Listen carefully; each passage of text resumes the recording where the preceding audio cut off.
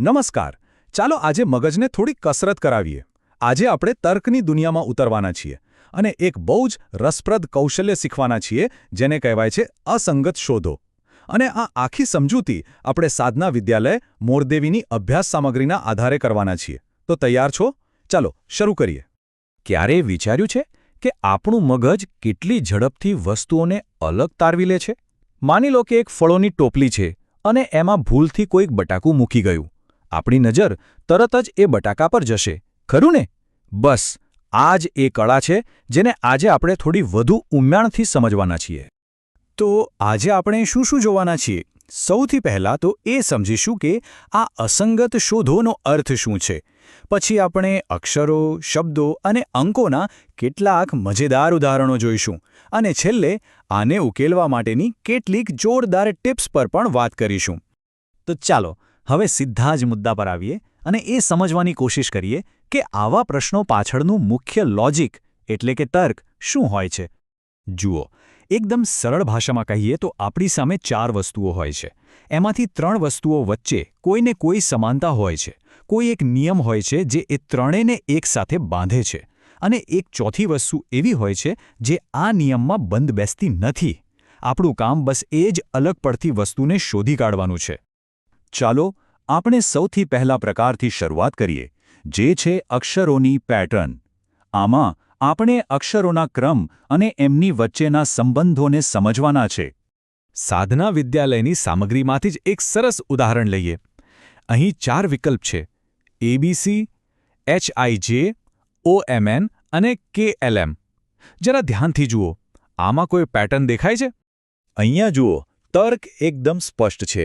ABC એટલે કે ABC લાઇનમાં, HIJ એટલે કે HIJ એ પણ ક્રમમાં છે, KLM એ પણ KLM ક્રમમાં છે. પણ OMN ને જુઓ, O પછી P આવવો જોઈએ, પણ અહીં તો M અને N છે. બસ અહીં જ ક્રમ તૂટી ગયો. અને એટલે જ આપણો જવાબ છે વિકલ્પ C, OMN. કેમ કે એણે જે ક્રમિક અક્ષરોનો નિયમ હતો એ તોડી નાખ્યો. ચાલો અક્ષરોની દુનિયામાંથી બહાર આવીએ અને હવે શબ્દોની દુનિયામાં પ્રવેશ કરીએ. અહીં વાત અક્ષરોના ક્રમની નથી, પણ શબ્દોના અર્થ અને એમના જૂથ બનાવવાની છે. ચાલો એક બીજું ઉદાહરણ જોઈએ. આપણી પાસે 4 શબ્દો છે: વાઘ, સિંહ, ચિત્તો અને હરણ. બધા જ પ્રાણીઓ છે, તો પછી આમાંથી અલગ કયું હોઈ શકે? થોડું વિચારો. અહીંયા વાત છે એમના ખોરાકની. જુઓ, વાઘ, સિંહ અને ચિત્તો આ ત્રણેય માંસાહારી એટલે કે શિકારી પ્રાણીઓ છે. એમનો એક જૂથ બને છે. અને હરણ એ તો શાકાહારી છે, એટલે ખોરાકની આદતના આધારે જોઈએ તો હરણ આ શિકારીઓના જૂથમાં બંધ બેસતું નથી. અને એટલે જ એ આપણો સાચો જવાબ છે. ચાલો શબ્દોનું જ એક બીજું ઉદાહરણ લઈએ.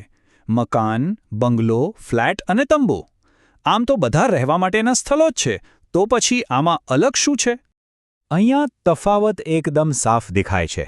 મકાન, બંગલો અને ફ્લેટ આ બધા પાક્કા અને કાયમી બાંધકામો છે, જ્યારે તંબુ એ તો કામચલાઉ આશરો છે ને, ખરું ને? તો અહીંયા તર્ક એ છે કે કયું રહેઠાણ કાયમી છે અને કયું કામચલાઉ. અને એ હિસાબે તંબુ આ જૂથમાંથી સ્પષ્ટપણે અલગ પડે છે. સરસ. અક્ષરો અને શબ્દો પછી હવે આપણે છેલ્લા અને સૌથી રસપ્રદ પ્રકાર પર આવીએ છીએ: અંકોના કોયડા. અહીં પણ કામ તો એ જ કરવાનું છે. એક છુપાયેલો ગાણિતિક નિયમ શોધી કાઢવાનો છે. આ 4 સંખ્યાઓ પર નજર નાખો: 2 4 8 2, 1 3 2 9, 3 5 8 5 અને 8 4 1 5. પહેલી નજરે તો આ માત્ર આંકડા જ લાગે છે, પણ શું એમાં કોઈ છુપાયેલો સંબંધ શોધી શકાય છે? આને ઉકેલવાની સૌથી સરળ રીત છે એકી અને બેકી સંખ્યાની તપાસ કરવી. જો આપણે દરેક સંખ્યાનો છેલ્લો આંકડો જોઈએ તો 2482નો છેલ્લો અંક 2 છે, જે બેકી છે, જ્યારે બાકીની ત્રણેય સંખ્યાઓ 1329, 3585 અને 8415ના છેલ્લા અંકો 9, 5 અને 5 છે, એટલે કે એ બધી એકી સંખ્યાઓ છે. અને બસ મળી ગયો આપણો જવાબ. 2482 એ એકી સંખ્યાઓના જૂથમાં એકમાત્ર બેકી સંખ્યા છે અને એ જ તેને બીજાઓથી અલગ પાડે છે. તો આપણે જે કંઈ પણ શીખ્યા, ચાલો એ બધાને કેટલીક સરળ અને શક્તિશાળી ટિપ્સમાં ફેરવીએ જે આવા કોઈપણ પ્રશ્નને ઉકેલવામાં કામ લાગી શકે છે. કોઈપણ અસંગત શોધો જેવા પ્રશ્ન માટે બસ આ 4 પગલાં યાદ રાખવા. પહેલું, કોઈ ક્રમ કે સિક્વન્સ શોધો. બીજું, કોઈ શ્રેણી કે કેટેગરી ઓળખો. ત્રીજું, કોઈ સામાન્ય ગુણધર્મ શોધો. અને છેલ્લું, ખાતરી કરી લો કે જે વિકલ્પ અલગ લાગે છે એ જ ખરેખર નિયમ તોડે છે. આ માનસિક ચેકલિસ્ટ તમને સાચા જવાબ સુધી ઝડપથી પહોંચાડશે. એક વાત હંમેશા યાદ રાખજો, આ કળા માત્ર પરીક્ષામાં માર્ક્સ મેળવવા માટે નથી.